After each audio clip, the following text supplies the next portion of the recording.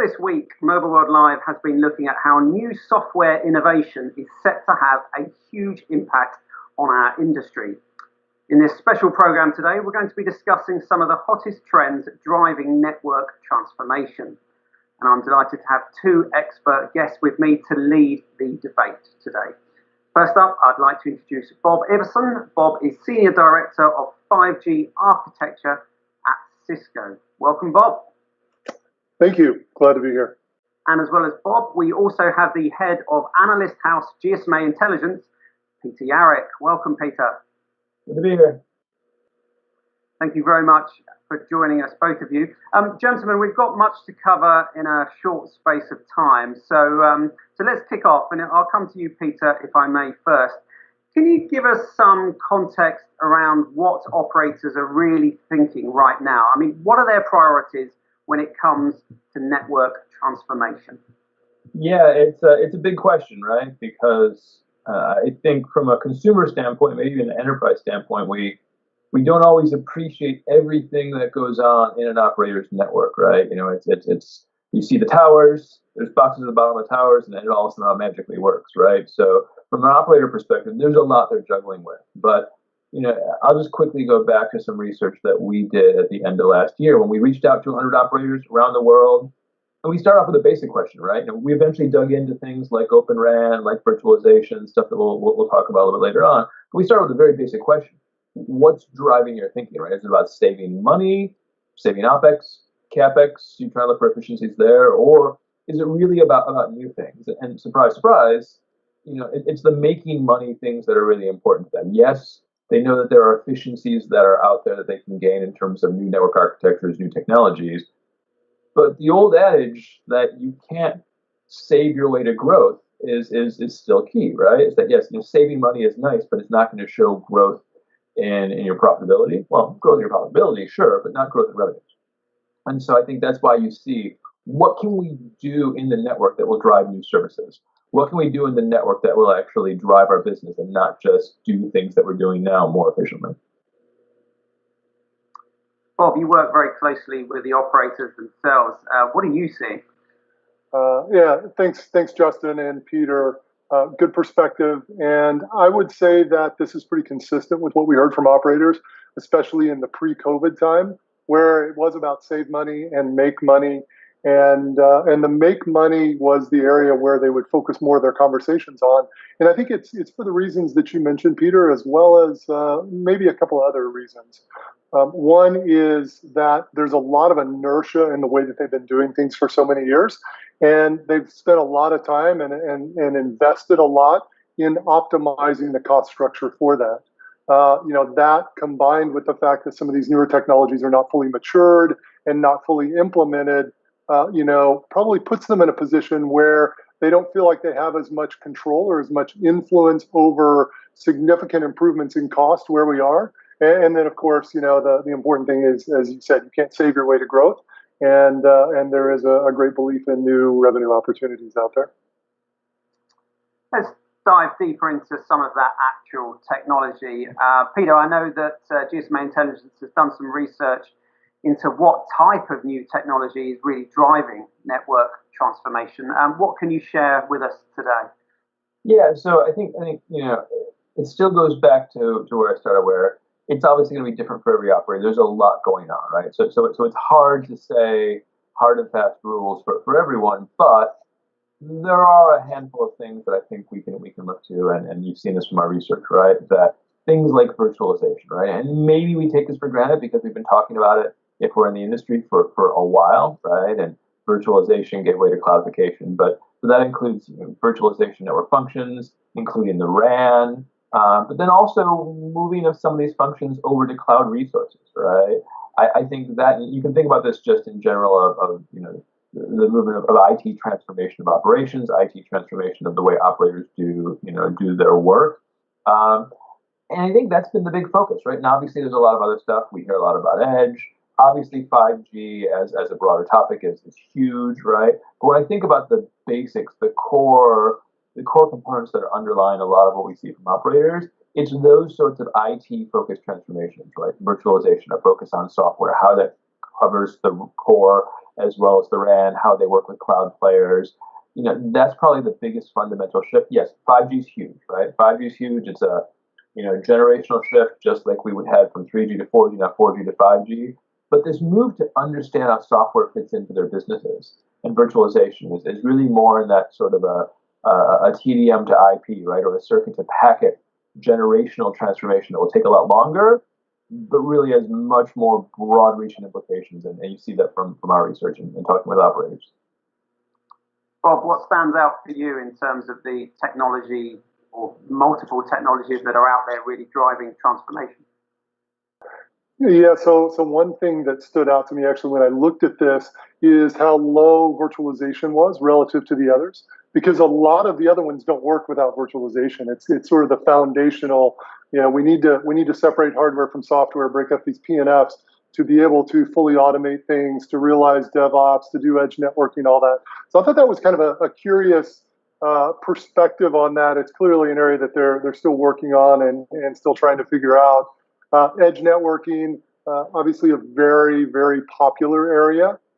In edge networking, I think we're seeing a bit more of a shift back to a more rational point of view on it over the last several months, where everybody was running to the edge and possibly overhyping the edge a bit.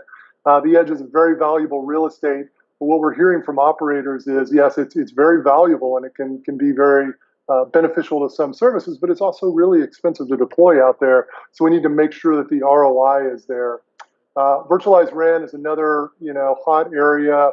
The feedback on the survey looks pretty consistent with what we're seeing. Virtual RAN, the RAN, as I'm sure you know, is the last really closed domain inside the mobile network. And so it represents the largest portion of both their CapEx and OpEx. So there's a huge opportunity for them to optimize both of those factors, but it's also a fairly complex area as well. And there are a number of things that need to line up for them to actually realize those benefits. You need, robust, scalable software. You need a good, diverse radio ecosystem. You need new ways to operate these networks and new ways to consume them. The great thing is that, as sort of hoped a few years ago, we see things moving along actually quite rapidly, and I think you'll see some tier one operators, more tier one operators are actually making significant announcements, which help us get to the tipping point there.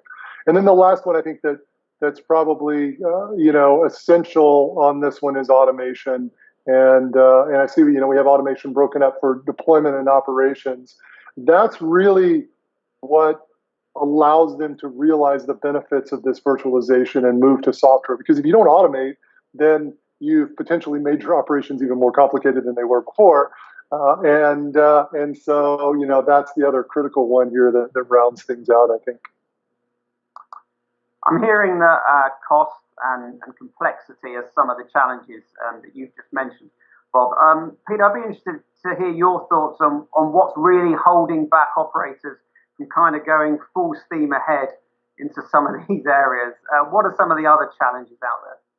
So I think, beyond what we've seen in sort of talking with operators, I think Bob makes a really good point in terms of maybe some of the perceptions that we see out there that may be overhyped, right? And we have these conversations with operators all the time.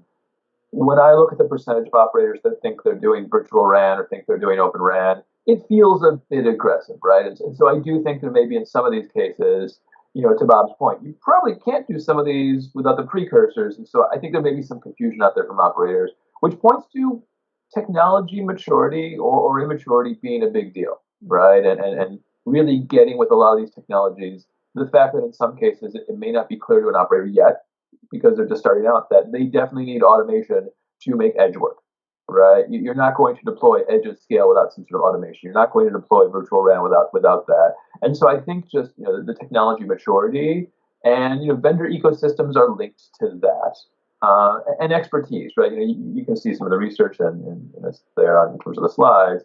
But for me, I think what's particularly important, we're going to see more and more as operators recognize it.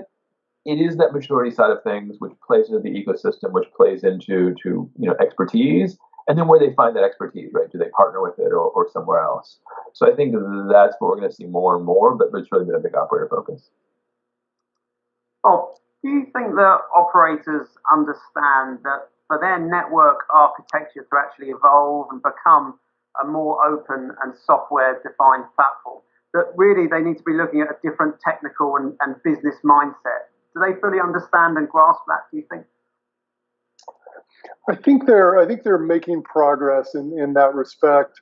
We see, the organization is incredibly important for the adoption of these technologies. It's not just about the technology, but it's I kind of call it the three Ps, which are used in different veins. But it's the platform, it's the people, and then it's the processes.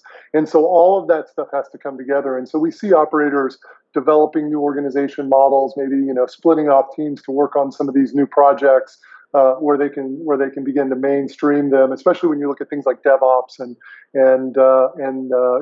functions that are somewhat foreign to the way that they've done business. So I think they're coming along, but I think that's part of their belief around the maturity of the technologies actually goes into beyond the technologies. What about my processes? What about the people that I have? Do they have the skill sets to do it?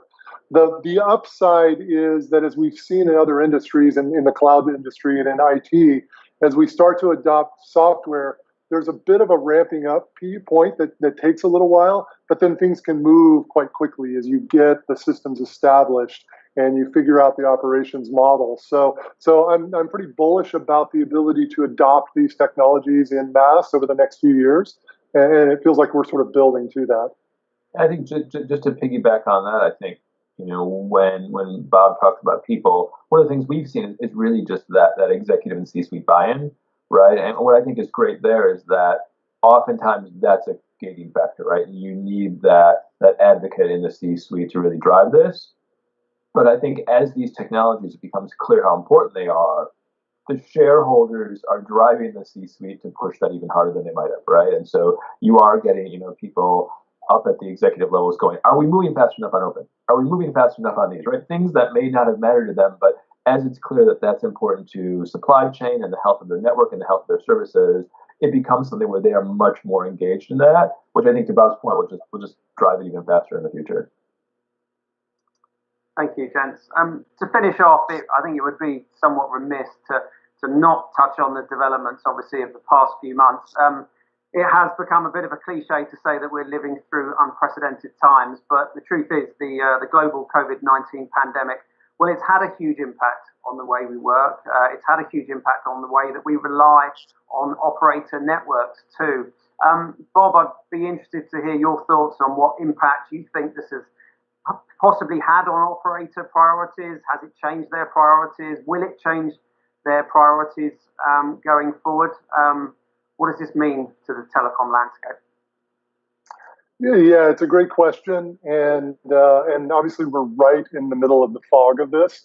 And as you said, it is cliche, but it's unprecedented. So I think that we're dealing with some of the actual impacts, and we're dealing with some of the emotional impacts. And as we wrap our heads around what the business environment's going to look like, we'll get a better point of view. As we talk to operators, certainly they're looking at it saying, okay, is there any way to take additional cost out of the business?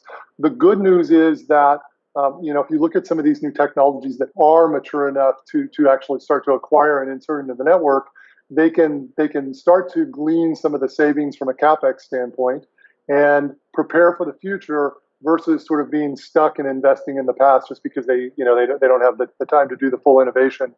On the enterprise customer side of things, I think it's similar in that we're in the middle of this, and it's a bit too early to tell the long-term implications. Certainly, there's some questions about budgets, but we're also hearing from a number of customers who say, look, this situation has underscored the importance of high-speed wireless access to my business, whether it's actually for nomadic and remote users where they're seeing unprecedented demand, or whether it's inside of the operations as we try to automate and optimize operations.